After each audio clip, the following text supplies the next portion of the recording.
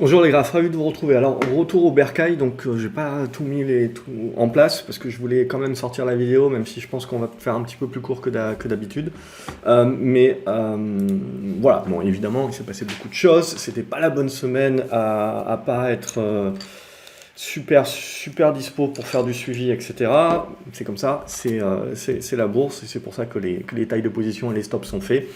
J'étais pas mal revenu liquide, donc c'était la bonne idée. J'étais pas mal passé short aussi le lundi, mais revendu dès le mardi, ça c'était la mauvaise idée.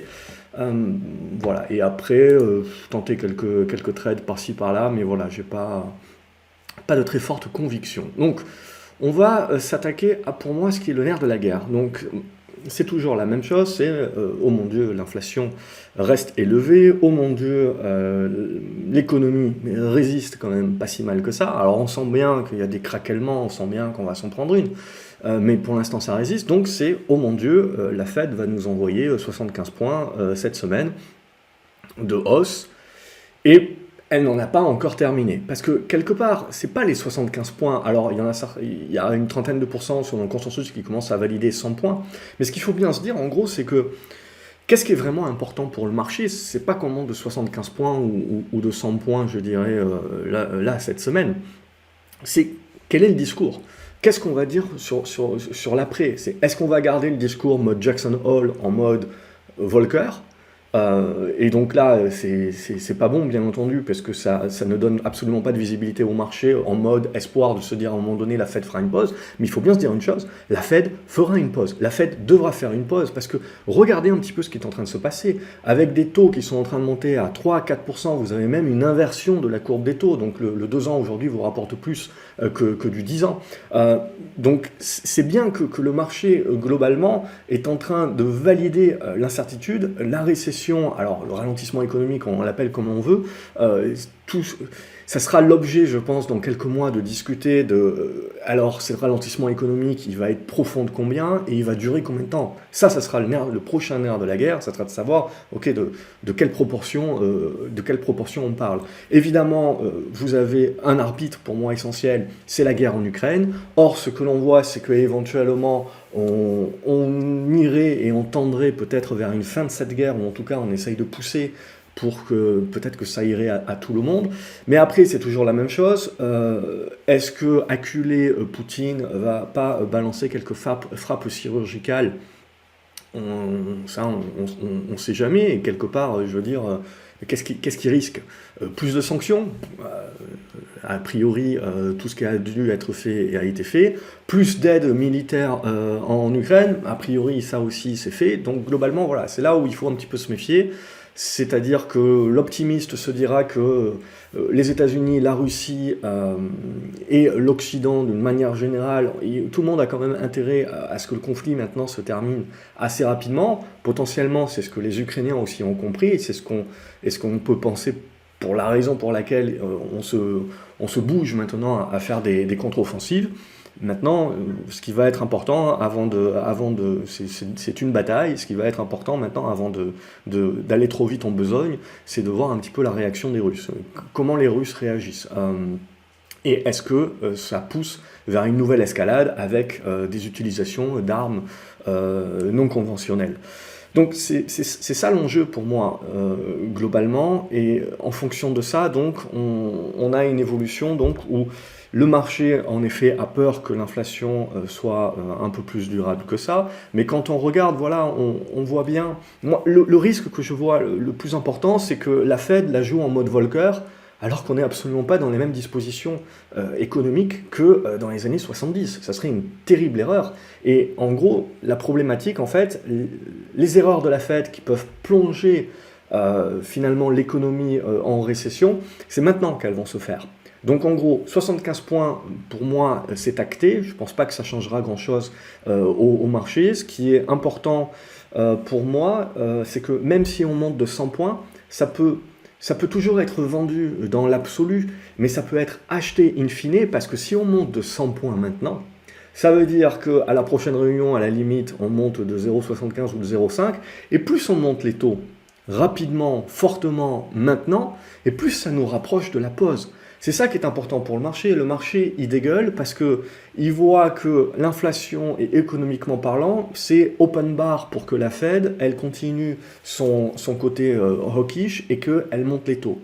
Mais à un moment donné, le marché va se rendre compte que la Fed est coincée. La BCE encore plus, mais la Fed reste coincée. Évidemment, on ne va pas le dire comme ça, mais la Fed est coincée dans le sens où à un moment donné, si vous voulez, vous ne pouvez pas continuer de monter les taux de la Fed pour continuer de combattre l'inflation. En parallèle de quoi vos politiques continuent d'aider la population, ce qui évidemment revient à appuyer sur le frein et l'accélérateur en même temps, donc ça n'aide pas. On va arriver sur les midterms, il ne faut pas oublier également que la majorité des Américains ont un fonds de pension, ces fonds de pension sont en actions, on commence à avoir des taux d'obligation qui passent en taux réel positif dorénavant, donc il y a à nouveau une alternative dans un monde assez incertain, avec une récession qui peut pointer le bout de son nez, etc. On comprend bien qu'aujourd'hui, même les gros dividendes des actions qui payent 5-6%, vous pouvez obtenir du 3 voire du 4% sur des échéances courtes obligataires, sans risque, hein, puisqu'il n'y a pas de risque sur le gouvernement américain. Et ça, voilà, ça fait clairement la différence aujourd'hui avec des repondérations. Donc c'est le risque pour le marché. Et ce qui peut réellement créer la panique et le krach que tout le monde semble déjà prévoir, c'est si on commence à avoir des retraits de fonds et des retraits de flux. Évidemment, on en a eu tout au long de cette année, mais c'est rien et ça reste pouillemesque par rapport à toutes les rentrées d'argent qu'il y a eu sur les années 2020-2021. Donc il faut également ne pas omettre que c'est une question de flux. Donc c'est là où ça va se jouer. Je veux dire, si le marché à un moment donné veut vraiment paniquer, c'est parce qu'il commence à trouver une alternative, à sortir un peu plus massivement. Et vous l'avez vu quand vous regardez du Apple, du Microsoft, du Amazon et compagnie, le marché en règle générale, il baisse d'abord en tuant les sous-fifres, c'est-à-dire les compagnies qui ne sont pas rentables et dont personne ne veut et qui sont bonnes juste à faire de la spéculation. Ça a déjà été fait à partir de mi-2021 jusqu'à maintenant. Vous avez la majorité de ces valeurs-là qui ont perdu 80-90%. Et vous avez une illusion des indices par le fait justement que les GAFAM, les grosses pondérations, LVMH chez nous, Hermès et compagnie, ont continué de progresser, ont tenu les indices, et donc ça ne s'est pas vu, et si vous étiez en tracker, etc., vous n'avez pas ressenti le mal qu'ont pu ressentir les spéculateurs sur des valeurs moins rentables et qui se sont pris des avoinés. Mais maintenant, donc c'est ce qu'on appelle les généraux, et en règle générale, en guerre, c'est pas forcément très vrai dans l'histoire récente, mais les généraux tombent en dernier, et donc là c'est la même chose. Donc vous avez tout ce qui sont les grosses pondérations qui peuvent éventuellement donc tomber en dernier, et on le voit, les configurations commencent vraiment à se dégrader. Et comme c'est des grosses pondérations, vous regardez Apple, je crois que c'est 12 ou 13% du Nasdaq, forcément ça va avoir un impact. Mais c'est là aussi où l'illusion des indices marche à l'envers, c'est que c'est pas parce que du coup, quand on regarde on regarde justement les indices, que ce soit le CAC 40, le S&P, le Nasdaq, c'est pas jojo, hein, graphiquement parlant, voilà, on va pas sauter de joie. Quand on regarde des graphiques des GAFAM ou des grosses pondérations, là aussi, je veux dire, c'est pas des graphiques qui sont en tendance baissière, bien entendu encore, mais c'est des graphiques qui sont de plus en plus dégradés. Et là aussi, je veux dire, c'est un petit peu compliqué d'être positif à l'avenir. Et comme c'est des grosses pondérations, on voit qu'elles peuvent tirer par le bas, évidemment, les indices, et donc le moral des investisseurs. Par contre, là où c'était intéressant, c'est que si on va regarder un petit peu justement dans ces valeurs un peu plus pourries, qui n'ont pas forcément des valeurs un peu plus de croissance, plus de moyenne cap aux US, alors attention, les moyennes cap aux US, c'est plus de 1 milliard, donc c'est l'avantage aussi de la liquidité du marché américain quand on trade. Mais au-delà de cela, on voit que sur ces valeurs-là, les configurations sont des configurations de fin d'hémorragie baissière. Alors, on a eu le rebond qu'il y a eu cet été, avec l'espoir justement que la Fed ferait sa pause, pouf, espoir déçu, et là on est dans le processus, en gros, comme cet espoir est déçu, on n'est pas en panique, pas de capitulation, on ne peut pas en parler, peut-être que ça viendra, mais pour qu'une vraie capitulation vienne, en fait, il faut qu'il y ait un retrait de flux, donc il faut qu'il y ait vraiment un événement qui poussent les gens. Et aujourd'hui, la récession ne fait pas mal encore, je veux dire, aux gens qui ont de l'argent en bourse, donc ne les pousse pas à devoir liquider leur portefeuille. Il y a de l'inflation, etc. Mais aujourd'hui, on va dire que pour l'instant, on ne souffre pas encore grandement, en tout cas les personnes qui ont un patrimoine avec des actions, qui les poussent à sacrifier et à sortir justement de l'argent de leur fonds, qui poussent derrière les gérants, etc., à bas larguer. Même chose avec les trackers. Si les gens commencent à larguer les trackers c'est bête et méchant, ça larguera au prorata de la pondération de l'indice, hein, et donc du tracker, ça larguera tout. Donc c'est là aussi, il faut faire très attention avec des idées de dire c'est pas cher. En effet, vous pouvez avoir des sociétés qui sont pas chères, mais comme elles sont représentées éventuellement plus ou moins fortement dans un tracker, si jamais un jour vous avez une vraie panique avec un retrait de flux parce que les gens veulent partir sur l'obligataire, parce que ça rémunère 4% et que ma foi, c'est du sans risque, c'est là où vous pouvez avoir cette crise de liquidité qui se met en place. Évidemment, ça casserait l'inflation, ça ferait plaisir, mais ça également ça mine et ça casse l'économie par derrière aussi. En plus, on a du FedEx et compagnie qui commencent bien, avec des profit warnings, qui commencent bien à nous expliquer voilà, que ça commence à bien baisser. On regarde la balance commerciale chinoise également, ça baisse. Ce que l'on voit, c'est qu'on a eu quelques statistiques économiques qui prouvent que la Chine remonte bien quand ils font pas du zéro Covid, donc c'est-à-dire sur le mois d'août en gros, et puis sur le mois de septembre ça devrait rebaisser puisqu'ils ont recommencé à confiner un petit peu. Donc on sent bien là aussi que la Chine doit rester accommodante, mais n'a pas besoin non plus de pousser trop loin son côté accommodant, parce que si on tend vers l'arrêt un petit peu du zéro Covid, alors ils ne sont pas partis pour, bien entendu, eux aussi en octobre, hein, vous avez la cérémonie, la cérémonie du gouvernement, donc là aussi il y aura beaucoup d'images qui seront importantes à passer. Donc, voilà un petit peu l'éventail. Pour moi, c'est simple, c'est 75 points de base sur la Fed, ça ne change pas la donne. Si c'est 100 points de base, tout le monde va dire « Oh mon Dieu, c'est les taux qui montent, etc. » Mais la deuxième façon de l'interpréter, et le marché, c'est à nouveau éventuellement l'espoir, c'est de se dire bah, « S'ils montent autant les taux maintenant, ils vont commencer à les monter moins. » Et quelque part, c'est ça que le marché, le seul espoir qu'on peut avoir dans le discours, c'est éventuellement qu'on arrive à capter, que Powell nous explique qu'en gros, ils vont commencer à continuer de monter les taux, mais de manière moins forte, c'est-à-dire plus faire du 75 points ou du 100 points, mais faire du 50.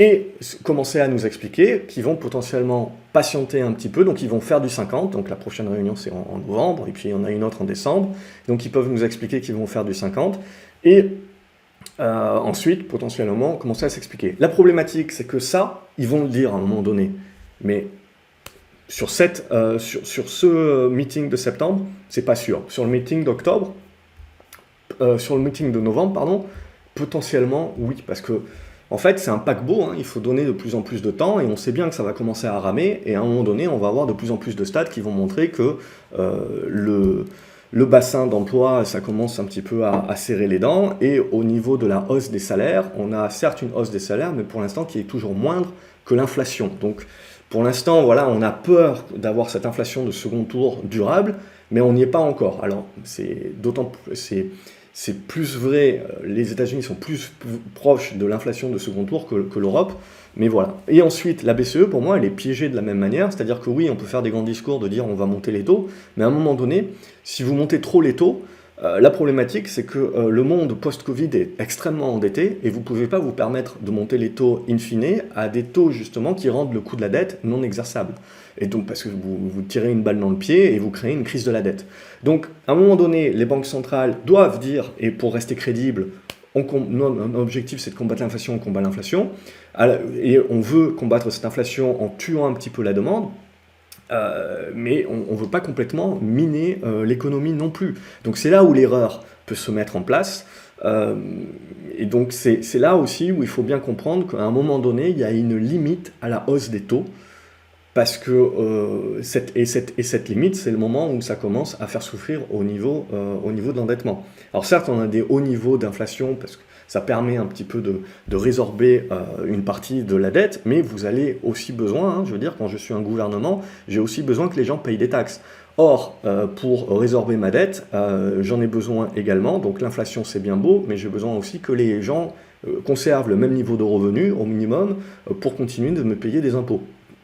ce qui me permet de régler mon déficit. C'est un bien grand mot, puisque pour certains pays, ça fait quelques années qu'on a oublié ce que ça voulait, qu'on a oublié ce que le contraire de déficit voulait dire, mais c'est ça l'idée aussi. Donc il faut bien partir de l'idée qu'à un moment donné, les banques centrales ont sous-estimé l'inflation.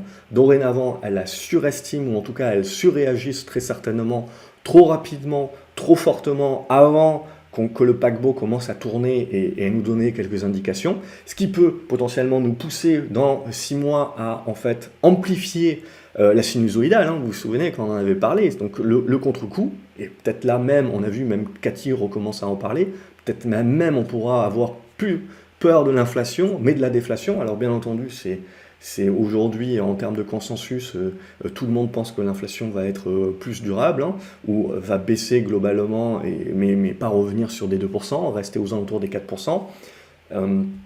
Mais vous avez quelques voix qui commencent à s'élever en disant que la Fed va faire une erreur et qu'en faisant cette erreur-là, elle va nous pousser dans une dépression économique et donc là, on reparlera d'inflation. Mais bon, en même temps, la Fed, elle sait très bien que combattre l'inflation, c'est compliqué parce que c'est très compliqué de prévoir l'inflation. D'ailleurs, vous voyez bien, tout le monde...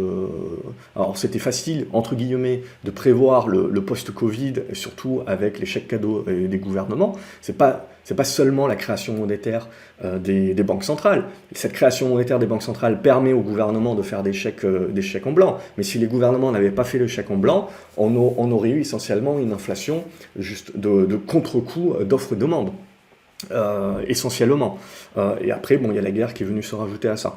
Mais ça se serait résorbé certainement plus rapidement que maintenant. Et puis la guerre vient, je dirais, rajouter ça. Et le Covid, le fait qu'on continue à faire des vagues, etc., et on va peut-être en avoir une autre, ça continue de faire des disproportions. Et la problématique qui se rajoute là-dessus, c'est la crise énergétique qui pousse un certain nombre de centrales et de producteurs à baisser ou complètement arrêter leur chaîne de production. Et ça, évidemment, c'est une offre en moins. Et donc, c'est également inflationniste. Bref, tout ça pour dire que le marché, actuellement, le seul espoir qu'il peut avoir, c'est des pourparlers sur l'Ukraine. Alors, ça sera certainement un soulagement, je dirais, de courte durée, parce que même s'il y a des pourparlers et qu'on arrive à un cessez-le-feu, etc., c'est quelque chose qui va être très long quand même pour derrière avoir des impacts positifs sur l'économie et tout ça. Je veux dire, on va rester dans une espèce de guerre froide assez longtemps, très certainement. Donc c'est un élément, mais c'est un élément, je dirais, court terme.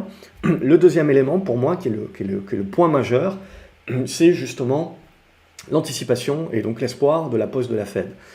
Que ce soit dans son discours, que ce soit dans l'augmentation des taux à 100 points, là, s'ils veulent, ce coup-ci, ça peut envoyer le mauvais signal et créer un petit peu de panique peut-être à court terme, mais je pense que dans l'idée, peut-être quand on va digérer l'info, comme je vous l'ai dit, ça peut vouloir dire aussi, et le marché peut l'interpréter comme, bon ok, à un moment donné, ça veut dire que plus on monte les taux maintenant, moins on va les monter plus tard. Et donc on peut recommencer à acheter de l'espoir sur cette base. Et donc du coup, ça, je ne joue pas aux devinettes. Moi, ce qui va m'intéresser, c'est de regarder donc 2 éléments, le dollar et les taux. C'est tout. C'est tout ce dont on a besoin actuellement pour savoir un petit peu à quelle sauce le marché va vouloir nous croquer. Donc là, en l'occurrence, les taux, c'est-à-dire que tant qu'on reste au-dessus du haut du mois de juin, on peut même baisser un petit peu. Je reste dans l'idée, pour l'instant, qui n'est qu'une hypothèse, hein, et il va falloir que le marché valide, qu'on est en train de créer un deuxième bottom. Un deuxième point bas ici, un deuxième point d'impact qui nous permet de créer une configuration, une structure chartiste de congestion. Et après, bon, ça durera, on aura l'occasion d'y revenir, je vois que je parle, donc j'accélère. Donc c'est ça qui est important. Si on fait ça, là, c'est le mode panique qui s'engage, et donc là, je ne vous fais pas un dessin sur le marché également, on va aller chercher. Alors, au niveau de tous les experts en crack, etc., tout le monde nous annonce plus ou moins 15-20% de baisse. L'idée, éventuellement, c'est qu'en règle générale, quand vous avez tout le monde qui est d'accord sur le même point, ça veut pas dire qu'ils vont pas avoir raison, ça veut dire globalement que même si ça arrive, ça sera très certainement 2 fois moindre que ce qu'ils disent. Donc si on part du principe que le consensus dit 20% de baisse, en gros il y a 10% de baisse. Ça ne veut pas dire qu'on n'aura pas une tendance baissière plus tard, etc. Ça veut dire que vous allez avoir un bottom intermédiaire qui va permettre de construire un nouveau rebond basé sur l'espoir de la pause, du truc, du machin. Parce que n'oubliez pas qu'il y a toujours énormément d'argent sur les marchés. Certes, il y a une alternative obligataire, mais pour l'instant, elle commence à peine à poindre, on commence à peine à avoir des taux positifs sur le 10 ans, et vous avez une inflation à 9%, donc c'est quand même pas, c'est quand même pas rien, même si cette inflation, voilà, elle est à 4%, puisqu'on va la lisser et faire une projection sur qu'est-ce qu'elle sera l'année sur les 10 prochaines années. Donc on va calculer le taux réel de cette manière-là.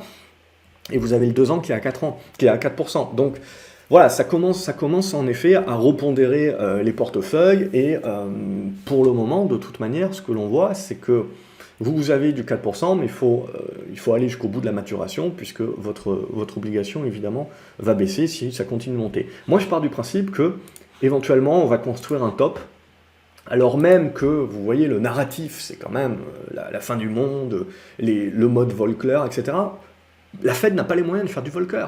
Ça serait, s'ils le font, ça serait une erreur majeure, je pense, et économiquement, on commencerait à prendre. La problématique maintenant, c'est que on a la seconde vague qui va arriver, c'est-à-dire maintenant toutes les entreprises qui commencent à nous faire des profit warnings, c'est-à-dire que on avait tous applaudi dès demain sur le second trimestre parce que ça avait été plutôt résilient, mais le problème n'est que repoussé. Donc troisième trimestre, quatrième trimestre, on sait très bien qu'un paquet d'entreprises vont commencer un petit peu à galérer. C'est pour ça que beaucoup de personnes, ça fait des mois que je dis, attention, quand vous regardez vos PER et que vous achetez uniquement sur des PER parce que le PER est à 1, à 2, à 3, ok, c'est très bien, mais s'il est à 1, à 2, à 3, c'est pas que le marché est complètement débile, c'est que vous êtes en train de regarder des résultats soit du passé, soit de l'année en cours. Le marché, lui, il est peut-être en train, si l'action continue de baisser, et donc le PER continue de baisser, le marché, lui, il est en train de regarder l'avenir. Et ce qu'il voit, c'est potentiellement fin de cycle, récession, et donc les résultats de l'entreprise en cours sont peut-être exceptionnels, mais à partir de l'année prochaine, ils ne seront pas capables de faire la même chose,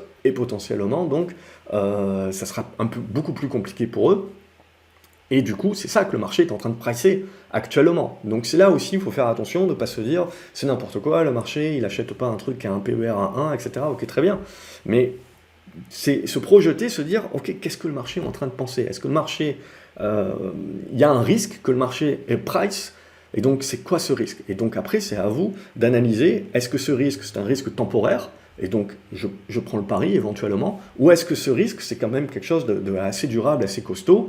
Et donc là, du coup, on comprend pourquoi peut-être ça se paye pas cher, parce que tant que ce risque est là, globalement, il n'y a pas de flux qui vont venir sur la valeur. Donc ça aussi, n'omettez pas que certaines valeurs sont pas chères, mais peuvent le rester bien plus longtemps que vous pouvez rester en position, parce que le marché attend qu'il y ait un risque qui se débloque.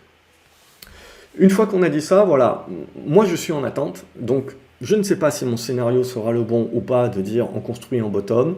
On peut jouer à se faire peur, à essayer d'aller un petit peu en dessous des plus bas de juin, histoire d'aider les experts et les journalistes à faire quelques tweets. Mais globalement, pour moi, c'est ça qui va m'intéresser. Est-ce qu'on va valider un deuxième bottom? Et après, il faudra faire la structure avec. Une fois qu'on a dit ça, le plus important, c'est l'eurodoll. L'eurodoll, pour moi, ça va être le nerf de la guerre aussi. C'est-à-dire que maintenant, si vous êtes en action et si vous voulez un petit peu profiter d'un mode espoir sur les marchés, il faut que le dollar baisse. Donc il faut que le dollar baisse par rapport à l'ensemble des monnaies pour redonner un petit peu des flux, pour revenir chercher de la performance sur l'Europe. On se rendra compte tout d'un coup que l'Europe, c'est pas cher. Mais là aussi, il y a le risque ukrainien, il y a le risque de crise énergétique. Vous avez tout un tas de risques qui font qu'aujourd'hui, l'Europe est pas chère, mais elle a les moyens de devenir encore moins chère parce que, justement, il n'y a pas suffisamment de flux. Et on comprend pourquoi. Et donc, du coup, ce qu'il faut jouer, c'est éventuellement retour sur les émergents, retour sur l'Europe. Mais bon, c'est pas gagné, quoi. Pour l'instant, tout ce que l'on a, c'est une stabilisation. Donc, si la Fed monte ses taux à 100 points de base, il y a peut-être une nouvelle attaque du dollar qui va être faite pour un nouveau top, etc. Mais toujours est-il que, nouvelle attaque ou pas, ce que je me dis pour moi, c'est que, vous le voyez là, le consensus également et le narratif est en mode fin de l'Europe, etc. Donc moi, ce que je vois plutôt, c'est une stabilisation. Donc, encore faut-il casser par le haut, par le bas pour avoir la suite. Si vous cassez par le bas, vous avez la panique. Donc, s'il y a la panique sur l'euro, il y a la panique sur les actions. Et donc, c'est là où on a la sortie des capitaux. Parce que c'est bien beau, tout le monde nous explique qu'ils sont tous baissiers, mais quand on regarde les flux, tout le monde est resté sur les marchés. Il y a très peu de retrait comparé à ce qui est rentré justement sur les années 2020-2021. Donc ça, il ne faut pas l'omettre.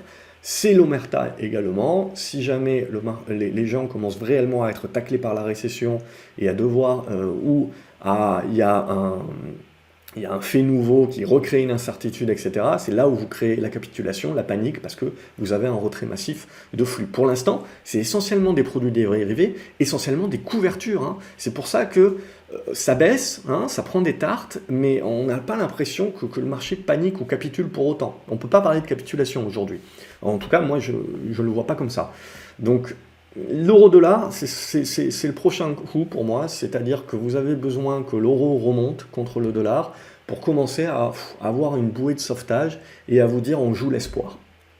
Mais avant de jouer l'espoir, je veux dire, c'est quelque chose de très très long. Je veux dire, on peut toujours rebondir, mais ça restera du rebond, vous le voyez, de court terme, donc de l'espoir de court terme dans une tendance baissière de long terme. Donc il ne faudra pas omettre que vous aurez toujours des contre-coups qui vous ramèneront à la moyenne avant que petit à petit on construise une vraie tendance haussière. Et ça, c'est pas demain la veille. On le voit, pour l'instant, il n'y a pas les congestions, il n'y a pas ce qu'il faut. Il y a ce qu'il faut éventuellement juste pour jouer un effet soulagement qui serait le côté contrarien par rapport à tout le monde qui nous explique que ça va être le crack.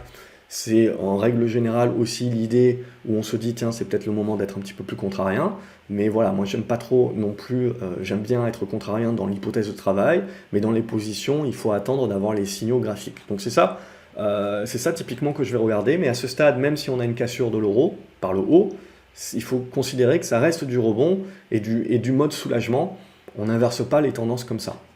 Donc le dollar va rester élevé, va rester fort pour moi encore très longtemps. C'est juste que vous pouvez avoir une correction de court terme qui peut permettre justement peut-être de souffler un petit peu au marché et de ne pas craquer, ou en tout cas de ne pas craquer tout de suite. On va regarder le Nasdaq, je ne vous fais pas un dessin, c'est très moche. Le rebond de l'espoir, la correction, le rebond, pouf, on trouve une résistance tout de suite, un premier plouf. On fait le rebond également au prorata, le deuxième plouf cette semaine, donc avec la stat d'inflation qui est ressortie, grosso modo, hein, on est en pic inflationniste, mais comme on en avait parlé, hein, ce pic, en gros, vous restez sur des niveaux élevés plus longtemps, parce que le marché boursier, c'est toujours la même chose. Il anticipe un scénario, si vous voulez, mais avant que ce scénario se valide, il anticipe 3-4 fois, et 3-4 fois, il est déçu, parce que c'est trop tôt. Et donc, globalement, anticiper que la Fed va faire une pause et le fait que le marché va certainement rebondir fortement quand ça sera le cas, à mon avis, c'est le scénario à jouer. La problématique, c'est le timing. Et il faut bien considérer qu'avant que ce soit le bon timing, eh ben, le marché va le jouer 2, 3, 4 fois. Et 2, 3, 4 fois, il sera déçu parce qu'il y a une stat qui lui prouve que ça ne va pas être pour tout de suite. Et là, typiquement, on est là-dedans. Donc maintenant, l'idée, c'est, ok, est-ce qu'on va paniquer? Est-ce qu'on ne va pas paniquer? C'est toujours la même idée. Là, on est en train de travailler une zone de soutien. Si ce n'est pas suffisant, on a une autre zone ici sur les 11 005. Et si ce n'est pas suffisant, on ira travailler les plus bas. Et à partir du moment où on travaille les plus bas sur cette zone-là, je pense que c'est le moment où tout le monde nous expliquera que c'est la fin du monde, etc. Et ce sera peut-être le moment de jouer à ce moment-là ce rebond. Pour l'instant, c'est moche, hein, c'est moche. Il n'y a pas grand-chose en mode espoir à jouer tant qu'on ne repassera pas au-dessus des 12 000, 12 100 points, 12 200 même. Donc sous les 12 200, pour moi, on va rester très prudent. Le marché peut continuer de dégringoler, il peut accélérer sa baisse, je dirais, sur la cassure ici, justement des niveaux qui ont permis un léger rebond sur la séance de vendredi. Si on lâche cette zone des 11 007, je donne pas, il y a les 11 005 encore, mais je donne pas trop cher de ça, et je pense qu'on va revenir chercher les 11 000, 11 100, qui sera un niveau important. Après, voilà, il faudra commencer petit à petit à triturer, je dirais, cette zone des 10 008, là, pour moi, ça sera une zone, je verrai hein, quand j'y suis, mais si jamais on y arrive, pour moi, c'est une zone où je sors le chèque.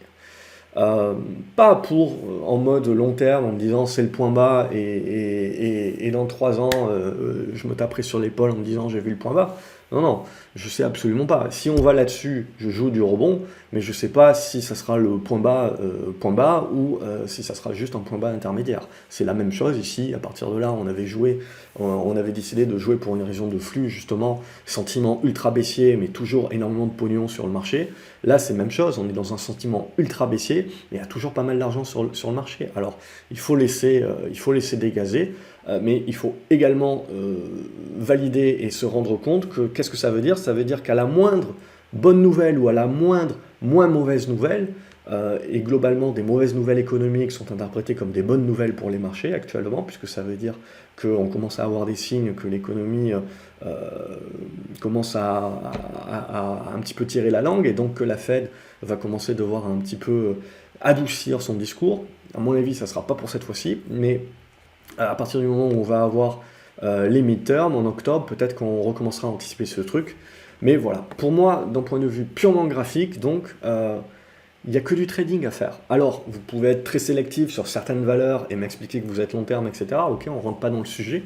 Mais d'un point de vue purement graphique, d'un point de vue purement timing, il n'y a que du trading en mode aller-retour à faire pour le moment, tant que, à minima, on ne revient pas au-dessus des 12 002. Donc là, pour l'instant, voilà, il n'y a que des rebonds techniques intermédiaires, mais la tendance de fond est baissière. Et plus on va commencer à enfoncer les supports dorénavant, plus ça va faire rouleau compresseur et ça va accélérer quelque part, entre guillemets, la panique, le retrait des flux. Et c'est ça qui, si on casse les 11 500, à mon avis, peut créer le côté, entre guillemets, capitulation pour revenir sur une zone comprise entre les 11 000 à 10 008, qui pour moi sera la prochaine zone d'achat moyen terme, pour se jouer une autre vague. Pour l'instant, nous n'y sommes pas. Si ça se trouve, le marché va faire un truc comme ça, hein, c'est toujours possible aussi, mais je ne l'anticipe pas dans mon portefeuille, dans mes positions. Je garde une certaine exposition parce que j'aime pas être tout all out globalement, mais je reste sur des positions qui sont essentiellement dynamiques, c'est toujours mon cas, mais là encore plus, je serais tenté de dire, je ne cherche pas à conserver les positions trop longtemps si elles vont contre moi, comme je peux faire d'habitude si l'indice est un peu plus pisse, éventuellement j'ai des stops mentaux qui sont un peu plus larges, mais là c'est pas le cas. L'autre nerf de la guerre, évidemment, ça va être notre ami, le copain, le pétrole, et là le pétrole ça va être intéressant parce que bon, pour l'instant on continue de rebondir, ça cette oblique, hop, on va la changer, mais on bloque sur la médiane. Donc vous le voyez, vous avez le triangle symétrique, je vais virer ces niveaux-là pour que ça soit un peu plus lisible. Et globalement, on est sur la médiane, on bloque sur la médiane, donc tant qu'on évolue dans le bas, l'idée c'est qu'on aille casser par le bas. Mais si on casse par le bas, on ira chercher les 80 $. Alors ça pourra donner un autre ouf de soulagement au marché en se disant tiens, le marché du pétrole commence à jouer un petit peu la baisse de la demande. Mais voilà, pour moi, le pétrole reste dans une grosse tendance haussière, reste sur des niveaux élevés, et il ne faut pas omettre aussi qu'on a énormément d'incertitudes sur la guerre en Ukraine et sur la suite, là aussi, donc il ne faut absolument pas sous-estimer la capacité du pétrole de casser par le haut, resservir la médiane en support, et retenter une cassure par le haut, ce qui évidemment serait inflationniste, ce qui évidemment serait dans la création un petit peu de la panique. Mais c'est toujours la même chose, plus vous avez d'inflation, et plus ça veut dire que vous en aurez moins dans le futur, parce que ça sera sa propre solution, et plus vous avez un pétrole qui monte, et plus ça veut dire également que on se tapera une crise de la demande dans la foulée. Donc c'est toujours la même chose, si les gouvernements, maintenant que les taux augmentent, et c'est peut-être ça aussi, les banques centrales montent probablement leurs taux pour soutenir leur monnaie, surtout pour la BCE, mais également pousser les taux long terme des gouvernements à des niveaux qui font qu'ils ne peuvent plus faire du open bar, ils ne peuvent plus faire du whatever it takes, ils ne peuvent plus balancer les chèques en blanc comme ça à tout le monde. Alors maintenant, soi-disant, on est un peu plus sélectif à qui on donne, mais bon, c'est toujours inflationniste. Donc, est-ce que l'idée également des banques centrales, c'est de dire, nous, à un moment donné, on peut faire notre job de monter les taux, mais si on les monte trop, on crée une crise de la dette, et si les gouvernements continuent de raser gratuit, eh ben, ils continuent d'appuyer sur l'accélérateur alors que nous, on appuie sur le frein, et donc du coup, ça donne du temps à cette inflation pour les syndicats de demander des hausses de salaire, et donc à cette inflation de devenir durable, ce qu'on ne veut absolument pas. Donc du coup, monter les taux également des Fed, c'est également pousser un petit peu la hausse des taux sur les gouvernements pour essayer de les squeezer un petit peu dans leur latitude en termes des déficits. Bon, ça c'est de la pure fantaisie, bien entendu. À la fin de la journée, on voit que pour l'instant, c'est pas un problème. Mais plus tard, ça en sera un, et évidemment, comme l'économie sera en ralentissement, pour renflouer les caisses, il faudra augmenter les impôts. Mais bon, ça sera pour plus tard, et ça fera l'objet des prochaines campagnes présidentielles, à n'en point douter. Et puis, ça sera ceux qui promettront, évidemment, de ne pas trop monter les impôts, mais après, ils n'auront pas le choix, et donc c'est toujours la même chose. Ah oui, c'était ma promesse de campagne, mais pas de bol, la vie, l'économie est passée par là. Donc le pétrole également, ça se regarde. Et autre point intéressant pour moi, donc on en avait déjà parlé, c'est l'or. Donc l'or qui continue de casser par le bas, qui casse ici un gros support, mais l'idée, toujours, moi, c'est quand ça casse les supports horizontaux, ça facilite un petit peu les articles pour tout le monde, et moi j'aime bien les obliques. J'aime bien les obliques parce que j'aime bien voir dans ces baisses-là, en fait, plutôt des biseaux descendants. Alors les biseaux descendants, l'avantage des biseaux descendants, c'est que dans la majorité des cas, ils cassent par le haut, et donc ça vous permet d'avoir les retournements qui se mettent en place, mais par moment, ils cassent par le bas. Et quand ça casse par le bas, ça crée des paniques. Donc là, l'idée, si ça casse par le bas, c'est que la Fed est en train de faire une erreur, et en train de continuer de monter les taux en mode Volcker, alors qu'ils n'ont pas compris qu'on n'était pas dans les années 70, et donc en gros, ils vont casser l'économie, et resserrement monétaire, c'est pas tip-top évidemment pour redonner des lettres de noblesse à l'or, qui essentiellement, ce que l'on voit ici, n'est pas un hedge inflation. Pourquoi ? Parce que l'essentiel en fait des flux qu'il y avait dans l'or n'était pas là pour protéger contre l'inflation, mais était là essentiellement pour jouer la dévaluation des monnaies. Donc, à partir du moment où vous avez du resserrement monétaire, vous avez des taux réels qui redeviennent positifs, avec les taux qui remontent, etc. Donc, c'est moins jojo. Donc, ce qui va nous intéresser sur l'or, c'est toujours la même chose, c'est pour l'instant d'attendre, de patienter. Et à partir du moment où le marché va commencer à vouloir jouer, à vouloir anticiper la prochaine pause de la Fed, le prochain espoir, eh ben, non seulement vous allez avoir justement des indications sur le 10 ans américain, sur le 2 ans aussi, vous pouvez regarder, c'est plus volatile, mais vous pouvez le regarder, sur le dollar, et le troisième point, sur l'or. Donc c'est là aussi l'autre point majeur qui peut aider, donc la baisse du dollar, qui peut aider à la fois l'Europe, les pays émergents, et également les matières premières. Donc ça peut redevenir un thème d'investissement, en termes de minières, etc., mais pas tout de suite. Alors, sauf si vous aimez anticiper, évidemment, bien en avance, c'est toujours dangereux, mais voilà, c'est l'idée. Donc pour moi, au niveau de l'or, comme de l'euro, comme du 10 ans, là, l'idée, c'est on essaye de matérialiser un point bas, et donc de bien valider les figures, mais avant de parler de retournement, il va se passer pas mal d'eau sous les ponts, donc remettons l'église au centre du village, je ne suis pas en train de vous dire, là, il faut acheter maintenant, on joue le retournement. Non, ce n'est qu'une simple hypothèse de travail, pour l'instant, qui demande maturité, et qui va demander donc énormément de temps. Et même si on valide à un moment donné les cassures et donc les rebonds, ce ne sont que des rebonds dans des tendances baissières, et ça prendra encore beaucoup de temps avant de retourner à la hausse. Donc ce n'est pas demain la veille, et on aura l'occasion de rediscuter de tout ça. Donc voilà, je vais terminer juste par le CAC 40. Je voulais essentiellement faire ce point. Malheureusement, j'ai vraiment pas le temps, donc c'est avant tout, je me remets en place. Et donc la semaine prochaine, je reprends un petit peu le cours normal des choses. Peut-être un petit peu plus de suivi sur mon portefeuille, ça lui fera pas de mal. Mais voilà, alors évidemment, il y a eu les 4 sorcières, donc c'est normal, il y a pas mal de volume. Mais sur notre CAC 40, on a à peu près la même idée. Donc l'espoir, déception, petit espoir, redéception. Et là, du coup, on est en train d'évoluer dans une espèce de ligne fine où éventuellement vous pouvez faire un petit rebond comme ça, mais après, rien n'empêche voilà, de paniquer, entre guillemets, et d'aller chercher la zone des 5900 qui, pour moi, au-delà des 6000 points que je vois plus comme un niveau psychologique, la zone des 5009 est pour moi plus le niveau de soutien, on va dire, graphique. Alors après, en dessous de ça, il y a la zone des 5008, évidemment. On peut toujours descendre en dessous, mais c'est là le gros morceau. Donc c'est ça qu'on est en train de jouer actuellement. Vous voyez, depuis des mois, c'est beaucoup de volatilité, mais finalement on se tient dans 800 points.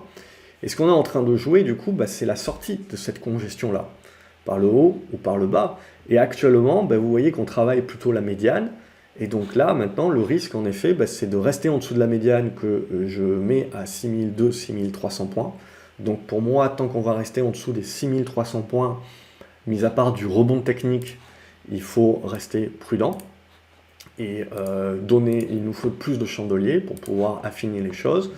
Et là, le CAC 40, voilà, est-ce qu'on va tenir ce point-là? Très bien. Si on ne le tient pas, il y a cette zone des 6000 points, en gros, qui sera le niveau important. Sinon, pour moi, ce sera 5009, 5008, qui est le point majeur. Et si on va chercher les 5008, on voit qu'on tenu une fois, deux fois, ça tiendra une nouvelle fois pour au moins du rebond, mais je serais très méfiant parce que les retester une nouvelle fois, ça serait l'affaiblir, et donc là, c'est là où on a la méfiance. Pour moi, le moment où il y a des retraits de capitaux qui viennent justement handicaper et accélérer la tendance baissière du marché, c'est le jour où on pète globalement les 5008, et à ce moment-là, bon, je pense qu'on ira chercher 5005, 5004, mais bon, on n'en est pas encore là. Pour moi, j'ai toujours un biais de me dire le pire n'est jamais certain, et donc je patiente.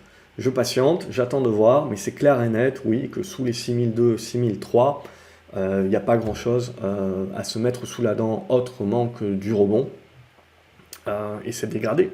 C'est tout simplement dégradé, baissier sous ces niveaux-là à court terme, à moyen terme. Et voilà, il n'y a pas grand-chose de plus à se dire que ça. Donc c'est un biais extrêmement prudent. N'oubliez jamais que ne pas trader, c'est trader. Que la meilleure performance que l'on peut faire dans des marchés comme ça, c'est finalement de rester dans une performance étale ou de perdre peu. C'est ça qui est le plus important. C'est de perdre peu quand les marchés sont compliqués comme ça. De sauvegarder votre capital. Et c'est ça qui va vous permettre d'être performant ensuite à long terme, parce que vous n'avez pas à récupérer 10 ou 15% de pertes sur le prochain mouvement haussier. Vous repartez déjà de votre plein capital. Donc c'est ça aussi, c'est comme ça qu'on génère les capitaux et qu'on va justement les pondérer dans le temps. Donc ne sous-estimez pas voilà, qu'il y a des périodes de marché où ça ne sert à rien de se battre. On peut être sporadiquement sur quelques valeurs, bien entendu, mais on n'est pas là pour essayer de puiser tout ce que l'on peut du marché au point d'être toujours full invest et de prendre des risques assez importants sur la volatilité qui peut arriver. Donc, jouer défensif, pour moi, c'est un marché où jouer défensif rapporte plus que jouer offensif.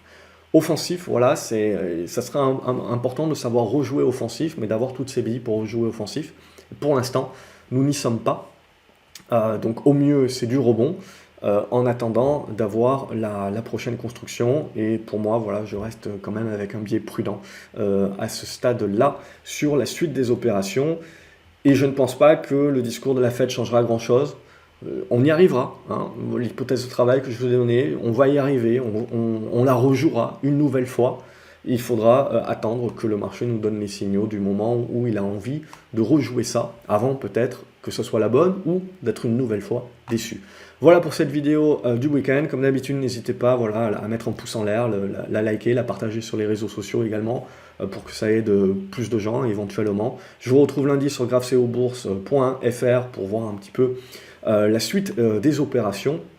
N'oubliez pas de vous abonner à la chaîne, je vais reprendre des publications de vidéos, comme ça vous recevez une notification, et de me dire ce que vous pensez, quels sont les titres que vous privilégiez éventuellement en ce moment sur votre portefeuille, dans les commentaires. Je me ferai un plaisir, comme d'habitude, de les lire. En attendant, je vous souhaite à nouveau un excellent week-end, et je vous dis à lundi. Salut les graphes.